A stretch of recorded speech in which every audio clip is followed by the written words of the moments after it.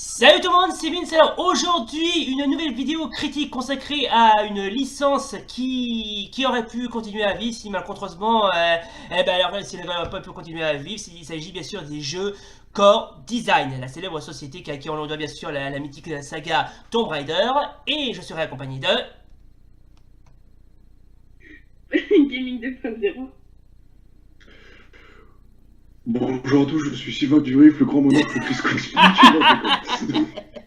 Ouais, en gros, je suis accompagné par du maître du paranormal. Alors, donc, Ouais. comme vous l'avez vu dans le titre que je mettrai au montage, bien évidemment, on va parler sur les jeux d'une société, d'une licence bien connue, à savoir Core Design, qui est une société britannique de développement et d'édition de jeux vidéo basée à Derby, qui se trouve au nord de l'Angleterre, si je me souviens bien. La compagnie a été fondée en 1988 par Chris Shrigley, Andy Green, Rob Toon, Thierry Lloyd, Simon Phillips, Dave Pridmore, Jeremy E. Smith et Greg Holmes, pour la plupart d'anciens employés de Gremlins Graphics.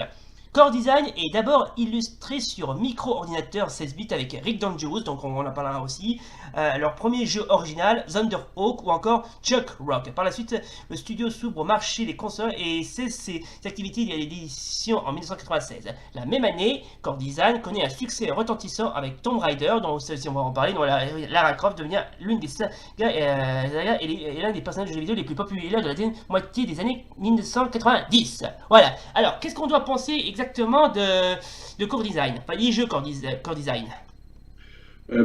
Pour moi, ce qu'on doit en penser, c'est que ils ont fait de très belles choses, hein, Oui, tout oui c'est vrai. simplement. Oui, c'est vrai.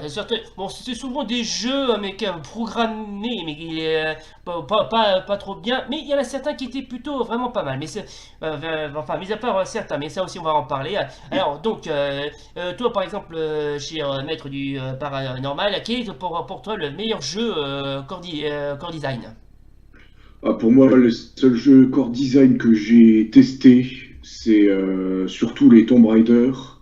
Mais sinon, je pense pas avoir testé d'autres jeux venant de core design. Du moins, pas à ma connaissance. Ouais, bah c'est marrant parce que moi c'est bizarre, j'ai souvent joué à des jeux Core Design mais j'ai jamais été un très grand fan hardcore de ces jeux, je sais pas pourquoi. Enfin, bon après Core Design qu'on aime ou qu'on n'aime pas, ça reste quand même ça reste mythique quand même. Ça reste quand même un éditeur qui a, enfin, un développeur qui a fait, un studio de développement qui a fait parler de lui en tout cas. Ouais, c'est vrai, c'est vrai. Mais bon, c'est vrai, ça aussi on va en parler. Et justement, puisqu'on parle de jeux, on va commencer par le commencement avec Rick Dangerous. Et puisqu'on parle de début, on va vous présenter, comment dirais-je, un des tout premiers jeux que Core Design a lancé. Il s'agit de Rick Dangerous, sorti sur Atari ST, ainsi que dans d'autres supports. Alors c'est l'histoire c'est un petit jeu de plateforme des familles qui ressemble plus à un dessin animé qu'un jeu de plateforme. Regardez. Oh putain. J'ai la petite musique chelou quoi. Donc, voilà, on contrôle un petit Ça y est, peu. on a trouvé une creepypasta. Voilà. Oui, alors donc c'est une parodie du jeu des films Indiana Jones. D'ailleurs, on voit très clairement la référence à Indiana Jones. Hein. Ouais. D'accord, ouais, l'indigène s'est pris un bon gros rocher dans la gueule. Bon, mis à part ça, c'est assez rigolo comme jeu de plateforme, ça va. Bon, je suis pas un grand fan de ce jeu. D'ailleurs, j'ai jamais testé ce jeu. Il faudra que j'essaie de le tester un de ces jours.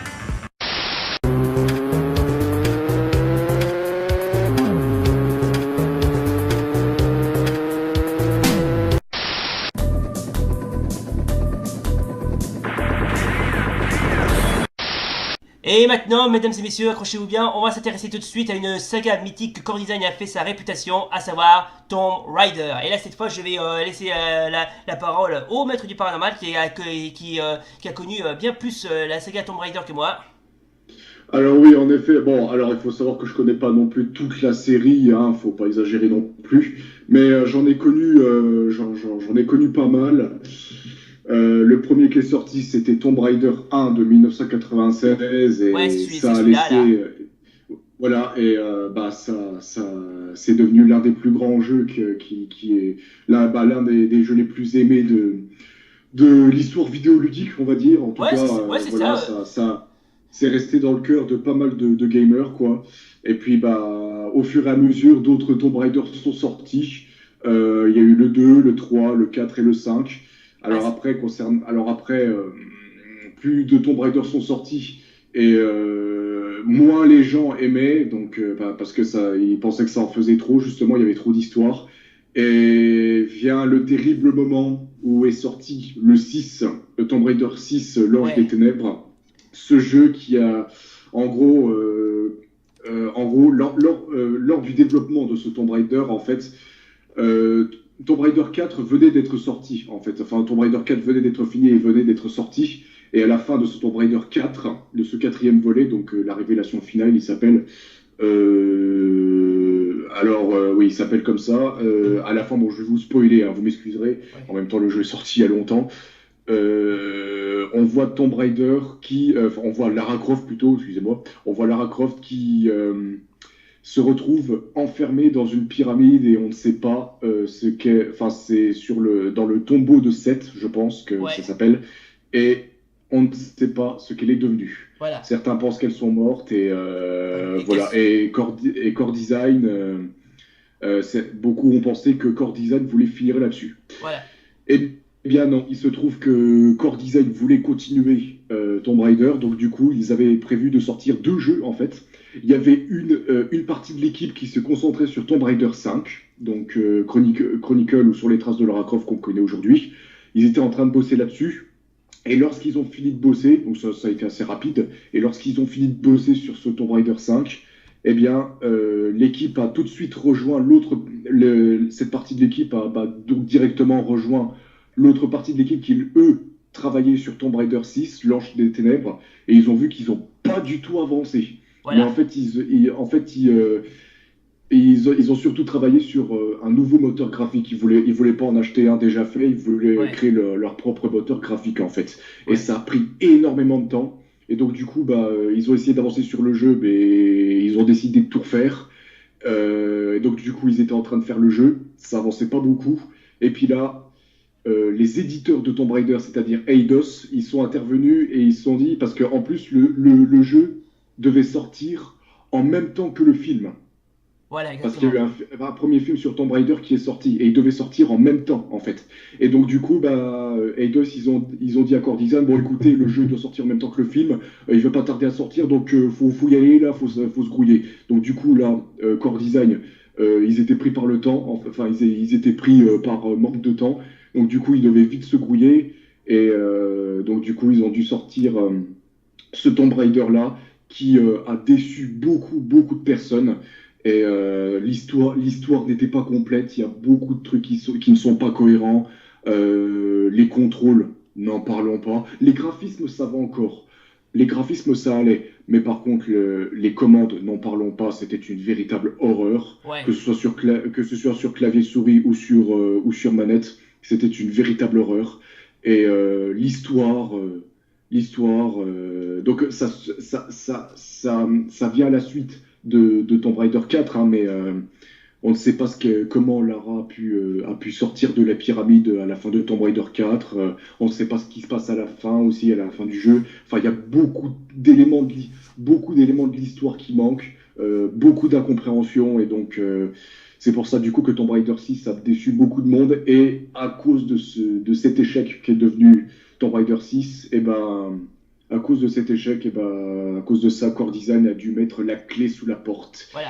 Et donc du coup, bah, les prochains Tomb Raider, donc à partir de Tomb Raider Legend, les développeurs qui ont repris la série Tomb Raider, c'était Crystal Dynamics. Voilà. Voilà. Donc voilà pour une brève explication de ce qui est devenu, de comment ça s'est passé sur la série Tomb Raider, créée par Core Design en tout cas. Voilà.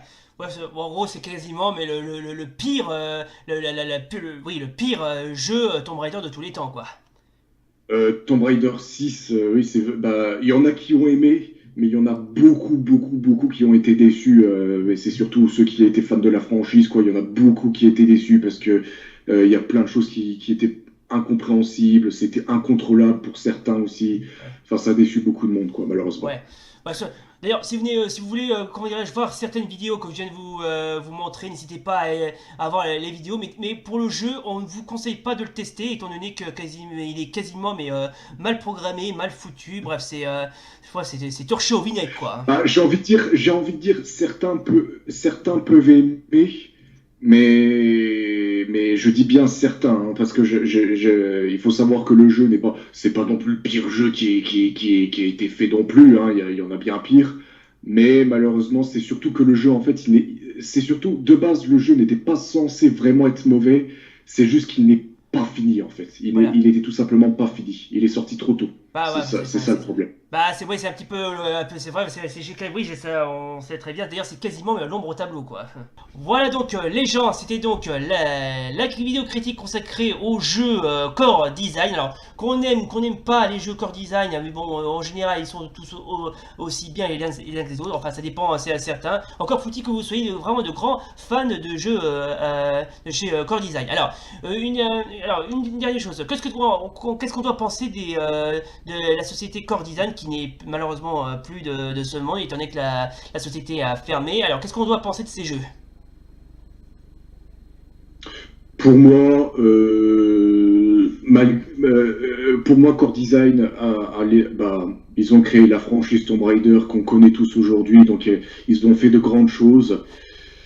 Mais ce qui est le plus triste, c'est comment ça s'est terminé, quoi. Ouais. C'est ça qui est le plus triste. Mais en tout cas, ça n'empêche pas que ils ont fait de grandes choses quand même, Core Design, quoi. Ouais, oui c'est vrai. C'est quand même, ils sont quand même pas mal débrouillés. Et pourtant, leurs jeux, il y en a certains qui étaient, comment dirais-je, mais mal fait, limite mal connu. Par exemple, si je te cite par exemple, tiens, Asterix The Great Rescue, alors qu'il y a un jeu qui est tiré de la série Asterix qui est vraiment épouvantable. C'était d'ailleurs testé par le jour du grenier. Franchement, les contrôles sont injouables et les décors sont quasiment dégueulasses. Il est sorti uniquement sur Sega Mega Drive. Alors, je vous conseille pas d'y jouer étant donné que c'est vraiment le pire jeu de la franchise Astérix. Ou sinon, il y a aussi d'autres jeux qui étaient plutôt pas mal, notamment le fameux Chuck Rock, un petit jeu sympa où on contrôle un homme des cavernes, qui est un jeu de plateforme qui est pas mal aussi. Enfin, encore faut-il que vous soyez un grand fan aussi, hein. Alors oui, donc ce Core Design, c'est vrai que c'est un studio qui malheureusement n'existe plus, on aurait préféré qu'il vive encore un petit peu, mais bon, est-ce que alors une dernière chose, est-ce que par exemple toi Master, est-ce que tu es un grand fan des jeux Core Design?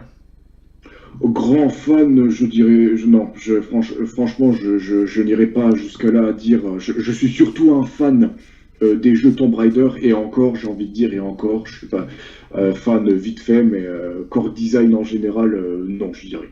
Bon, Tout simplement. bon, c'était juste une simple question, hein. Bon, moi, je ne suis pas un grand fan des jeux Core Design, mais bon, chacun son opinion. Et toi, chère Pauline? Bah, c'est pareil, moi j'aime juste la série Tomb Raider et sans plus en fait. Ouais, bon, alors bien sûr, si vous aimez bien évidemment la saga Tomb Raider, on vous conseille de tester le premier Tomb Raider sorti aux alentours de l'année 96, qui est pour moi le meilleur jeu de la franchise. Franchement, il n'y en a pas un qui arrive à la cheville des autres. Ça, on peut vous le confirmer.